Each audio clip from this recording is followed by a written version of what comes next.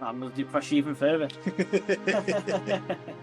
See how I'm being unfair then? I don't see a single policy that this guy promised coming to fruition. Until Reform UK get into these councils, they've said they're going to open the books and they're going to get the auditors in and they're going to find out what the hell these councils are spending their money on. That's what people like John Curtis are saying. Statistically, Starmer is the most unpopular Prime Minister the country's seen. Hi everybody, and welcome back to Nick Talks. This episode's returning amazing guest is that press and journalist. How you doing, Ash? Very good, Nick. How are you? I am good. I'm still got a smile on my face from a few days ago with the election results. Reform have done exceptionally well. They have done exceptionally well, and they're now, as Farage said, I think they're now the official opposition in this country. I know they've got less MPs than most people, but I would say they are the official opposition now. The way to win a general election is to get into the councils first, build, get a footprint, get away in there, show people what you're made of, and people will vote for you in the generals. And that's how the Lib Dems have done it for a long time, and they managed to survive just. So I think Reform now have got a very good chance of doing even better at the next general election, looking very good for them. Oh, it's harder now to dismiss Reform as a band of idiots or a protest vote. They're running councils across England. They came second in so many places. They've got a mayor. They just won a back. You can't say now you're a protest vote. They are a serious party now, political force in the UK. I'm not saying they're going to win the next general election. I hope they do, but I'm not saying that. I'm saying they're a serious political force now in the UK. Oh, they are, yeah, without a shadow of a doubt. And one of us said this in a previous video that this was the biggest test for Reform. To get the general election, to get 5 seats was actually quite remarkable in the first place in a general election, the first past the post system. But to get the amount of councillors they did, take control of as many councils as they did, was absolutely remarkable. And it now shows that, as you just said, they're a proper force around the country now. They've got all these branches set up. They've got activists going around on the streets. They've got a few quid as well. They're not short of money, so they can get people, and there's going to be more by-elections coming in the future, I guarantee you. There's always some MP up to no good somewhere. And when that comes to light, we then get more by-elections. So I think we'll see a lot more coming. I think we'll see a lot more Reform wins as well. Yeah, there's always, like I said, by-elections always come because there's many MPs who are pedos, perverts, or corrupts. They get discovered, they're out by-election. Now, this week has been about Reform, but Reform's not in government. Reform don't sit in 10 Downing Street. It's a Labour Party. It's Keir Starmer. How are Labour doing at the moment, regardless of the election? How are they doing? Yeah, I mean, even before the elections, we could see how bad it is for them. Some of the pollsters now, more than one, has Reform UK at least 3 or 4 points ahead of Labour. Another poll from Find Out Now had Reform UK 8 points ahead of Labour, having Labour dropping to just 20% in the opinion polls. How far do you want to go? Starmer's the most unpopular Prime Minister this country's ever seen. Reeves is the most unpopular Chancellor the country's seen. She's actually more unpopular than Starmer. She's the only person more unpopular than Starmer is. And let me jump in there. Are these polls saying that Starmer and Reeves are more unpopular than at the early 80s when Thatcher was in power? Because she was extremely unpopular in the early 80s. Yeah, that's what it's saying. That's what people like John Curtis are saying. Statistically, Starmer is the most unpopular Prime Minister the country's seen. He's actually more unpopular than Liz Truss. She lasted 49 days in the office. I honestly don't believe there is a way back for Starmer from this. I don't think he can come back from it. I think there's too much damage been done. Partly through his own limitations that we've talked about in the past, possible social issues, possible autism, maybe something like that, which was just my opinion. So that's his limitations. It can't be helped. It's just the way he is. But also through political choices. The political choices they've made have been diabolical. To take away the winter fuel payment, to take the the inheritance tax from farmers, But then to send all that money, over 500 million they've taken off our farmers, then send it to places like Nigeria for their farming, their agricultural projects, is despicable. Companies are going bust at a rate of knots. Millionaires are leaving every 45 minutes. The economy is crashing. Interest rates are rising. We've got more strikes coming down the line now. We've got junior doctors about to go on strike again. And when Labour came into office, they gave them, 22% pay rise. And now they're coming back for more. We are heading back. I mean, I wasn't alive at the time, but I know enough about it. We are heading back to the 1970s. Strikes galore. Blackouts are more than on the cards. Believe me now.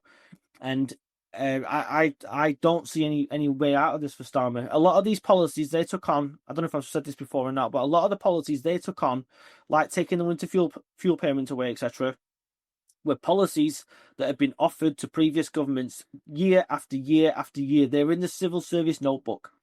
And because Labour didn't have a plan, they fell for it all, hook, line and sinker, and ran with all these civil service policies. You've only got to listen to former Tory ministers who were in the last government or the last couple of governments telling them. They'll tell you that the civil service offered them all these policies. And they said, do you think I'm suicidal or what? I'm not doing any of this. But Labour just went straight for it, hook, line and sinker, because after 14 years, remarkably, in opposition, they still didn't have a plan for government. And as far as I can see, they still don't. Let me push back a little on that, because I think you've been slightly unfair to Labour.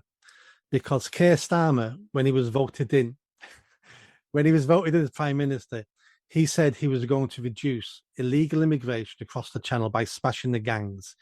He's telling people that's working. He is smashing the gangs. So it's a bit unfair you criticising him, because that's the number one policy that everybody wants at the moment, is to stop illegal migration. And he's saying he's achieving that, Ash. Is he? I don't see how I'm being unfair then. I don't see a single policy that this guy promised coming to fruition. The only one that has come to fruition was the VAT on private schools, which has been a disaster because now there's no places in schools. So that's a terrible idea. Even Blair, when he was in office, was offered that policy. Blair said this out loud, and Blair turned around and said, "Forget that. We're not taxing people who've got aspirations and want to give their children a better education." And I can't stand Blair. The guy should be in prison as far as I'm concerned. But perfectly sensible answer. And we've got as for smashing the gangs, that absolute rubbish he comes out with. We've now had 11,000 people cross the Channel in boats this year. We only hit 10,000 the other day, and now we're at 11,000. Crossings are up. I think it's 40% on this time last year, and they're actually increasing threefold as this hot weather that we've got at the moment keeps going. And what are they doing about it? Sending more money to France. The French are laughing and doing absolutely nothing about it whatsoever. And then Yvette Cooper and Starmer keep coming out and saying, well, we're passing a new borders bill. Well, a borders bill isn't going to stop these people getting into dinghies or whatever and crossing the Channel and landing on our southern shores. They're actually now asking people to give up their homes, the landlords to give up their rented homes. Landlords that they're taxing out of existence, ironically. They now want landlords to give them their homes to put these illegal immigrants in. I know people, I've had several people contact me very concerned about this when I made the video. So I had to make another one then explaining what was actually going on, because people are scared they're going to be booted out of their rented accommodation to make room for an illegal immigrant. And there's no point lying to people. It's perfectly possible that Indigenous Brits are going to get booted out of their rented accommodation, because if you can get, say it's just some not very affluent area, with respect, and you can rent a house for $500 a month if it's through the council, the council paying you rent or whatever, something like that. Serco are offering guaranteed 5-year rents, and they're offering double, not quite double, they're offering a few £100 on top of what you'd normally get. So if you're a landlord, if you've got no scruples, you're going to take that extra money. A landlord phoned into Talk TV the other day. He said he's got a property that he rents out every month for £1,150, which is about standard for the area, apparently. I don't know where he was. Serco offered him £1,200. He said no. They rang him back, offered him £1,300. He said no. They kept going until they got to £1,500. And he said, look, go away. You're not having my house for illegal immigrants. Which, I applaud the guy for that. But many people will not. They will say, oh, yeah, I'll take £1,500. I'll take the extra money, And this is all our taxpayer money. This is where taxpayer money is going. Absolutely despicable what's going on.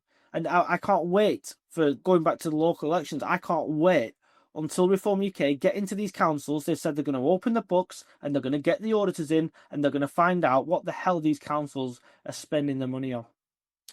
Right, so it sounds like you don't believe Keir Starmer that he's smashing the gangs and tackling illegal migration. But so let me put this one to you then. He's put a lot of his trust into one of his ministers, a very high profile former leader of the Labour Party minister, Ed Miliband, because he is going to revolutionise the country in the way we produce and use our energy. And it's going to benefit all of us, not today, but maybe the next year or two. We're going to have such cheap energy in this country and we're going to save the world from burning. You can't be criticising the Labour Party for that, surely. I honestly don't see what Ed Miliband brings to anything. I cannot understand how he gets into a cabinet position, unless it's literally keeping your friends closer and your enemies closer. That's a possibility. The guy is popular for some reason with the Labour membership, as well compared to his cabinet colleagues. Anyway, he's popular with the Labour membership, so he is a threat to Starmer. Could he win a leadership contest? I very much doubt it, unless people are stupid enough to, try the same thing twice again, which didn't work last time. And let's not forget, while this guy is flying all over the world, costing us thousands of pounds on private jets, whilst telling you that you shouldn't have a gas boiler in your home, making it unaffordable for people to heat their homes or have the electric on. He promised to reduce energy bills by £300 a year. They've gone up by £300 a year. They've gone up 3 times the energy cap since Labour came into power. There's a perfectly good coal mine we could be using in Cumbria. He's threatening to flood that coal mine so it can never be used. We've got the largest shale gas field in Europe, in Lincolnshire, that could be used. He's threatening to concrete over it so it can never be used. This guy is a disaster. I will say something for Starmer or the people around him. They are going against Milliband on quite a lot of this stuff. They're on about reopening oil fields, gas fields, or whatever inside the North Sea, which makes sense to me. But then we're still importing. Do you know we import energy at a cost of billions to the taxpayer every year from Norway? Norway has this huge wealth fund, sovereign wealth fund, that they keep aside for, well, it's a surplus of money that they can use for projects to help people and make the country better, etc. That money they've got is from North Sea oil, like ours should be, but we don't use it. They're taking it instead. And then we are then buying this energy off them, buying fossil fuels from them that's come from literally off the shores of Britain. That's how stupid we are. We are actually, to fund this rubbish, including Milliband's green projects, we are borrowing money to pay the interest payments on our debts. Could you imagine? It's like taking out a loan to pay your mortgage. It'd be absolutely stupid, wouldn't it? You wouldn't do it. If you can't afford it, you don't do it. And we cannot afford this stuff. Yet they're happy to give Milliband, it seems, all the money that he wants. How much is that carbon capture rubbish? Something like 30 odd billion quid for an unproven technology. He's now had to roll back, he says, on shipping in these wind turbines and solar panels from China because it's built by slave labour. Said they're only going to ship it from China if they can guarantee it's not made by slave labour. All right, well, we'll take the Chinese word for it then, won't we? As long as they tell us it's fine, isn't it? This whole thing is ludicrous. This guy, in the eyes of the public, the wider public, is probably public enemy number one, above Starmer and above Reeves. He's dangerous. He actually believes in something, unlike Starmer and unlike Reeves. He's extremely dangerous. And I don't think Starmer's got the guts to get rid of him. He can do what he wants. Actually depressing me. I thought Starmer was smashing the gangs and I thought net zero was going to save us. But let me give you my final example here, talking point, which there's no way this can be wrong. There's no way. This must be true. Through Labour policy with our economy and through Rachel Reeves, this smart, fantastic economic mind, they're building an economy, a fantastic world-class economy that's not going to just benefit us now and the poor people now and share wealth and make us all richer. It's going to last for generations. Surely what they're doing with the economy is absolutely amazing. I'm going to depress you even further. The economy is in tatters. You know, we've got some of the highest gilt yields we've had, 10-year, 30-year gilts. Unbelievable. Yes, I accept that interest rates came down slightly, but they're going to start rising very, very soon. As businesses are shutting down, as the tax take goes down, increasing taxes on people does not mean you're going to pull in more tax. And that's what Labour never, ever seem to realise. In fact, in many cases, it's quite the opposite. Thatcher said that, and she was absolutely right when she said it in, I think it was the 80s, Thatcher said that. And that's what Labour are seeing now. We're seeing all the non-doms leaving. We're seeing all the millionaires leaving. Like I said before, every 45 minutes, a millionaire is leaving this country and taking with them lots of money they pay tax on. They're taking with them lots of jobs. They're taking with them businesses. And Labour have got a serious issue that the welfare budget is still going up because people are being put out of work by this party. So anyone that does have a highly paid job is having it taken away from them because people are going to countries where the corporation tax is less, where they don't have to pay. Well, they probably pay around similar wages, fair enough, but then you can afford to because you're paying maybe half or a quarter of what you're going to pay for your energy bills in this country. So it all ties in together. Rachel Reeves, I believe, is safe only because Starmer don't get rid of her.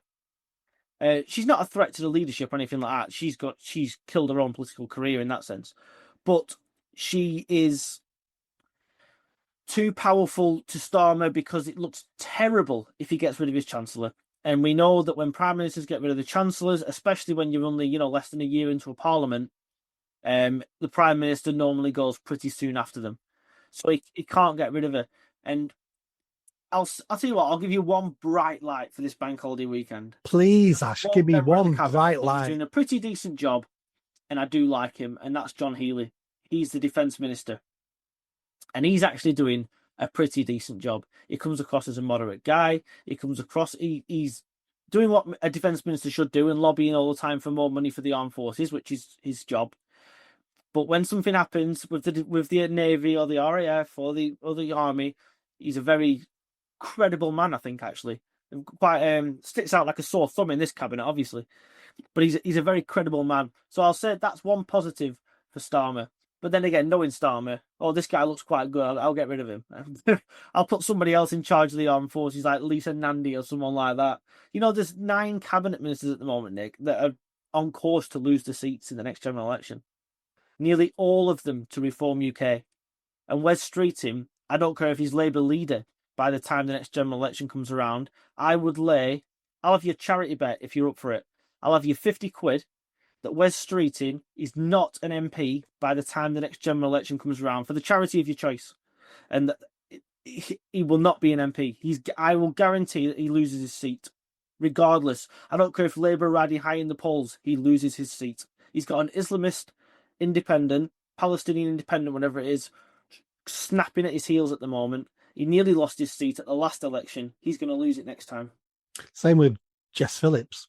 She only won by 600 votes because of the Islamists, at her heels. And there's many MPs across the country, Labour MPs, in that same position.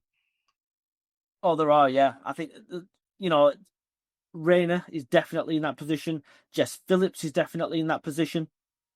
Who else? I mean, the London ones, for the most part, are probably safe. But I tell you, I wouldn't lay money on Starmer keeping his seat. I think Starmer's in big trouble to lose his seat. Don't forget, even though he won the last general election, he lost 50% of his own majority. So for a prime minister to lose 50% of his own majority is just pretty unheard of, really. You'd expect him to do all right, but no, there's no enthusiasm for any of these people. I hate to say it, but they'd probably be doing better, certainly in their own party, if they were more extreme. Not that I would agree with that. Not that I like the Corbynite side of Labour or anything like that. But they would actually be doing better amongst their own members and voters if they were Corbynites. And if you had people like, God forbid, if you had people like Dawn Butler and Diane Abbott and people like that in the cabinet, they'd probably be doing better and be more popular within their own party. Certainly not in the wider country, but inside their own party. And they'd be more likely to survive to the next general election. You started your bit then with Nick. I'm going to cheer you up with this bit about the defence minister, and then you end by telling me we probably need Dawn Butler and Diane Abbott in the cabinet. No, we don't. Labour do. We don't. But even just saying crazy stuff like that depresses me. So I'm gonna have to go get myself a double whiskey now just to try to calm down with the thought of them two in anyone's cabinet. Ash, cheers for coming along again, and let's catch up again soon. Yeah, pleasure. Cheers, Nick. Cheers. Bye-bye. Bye.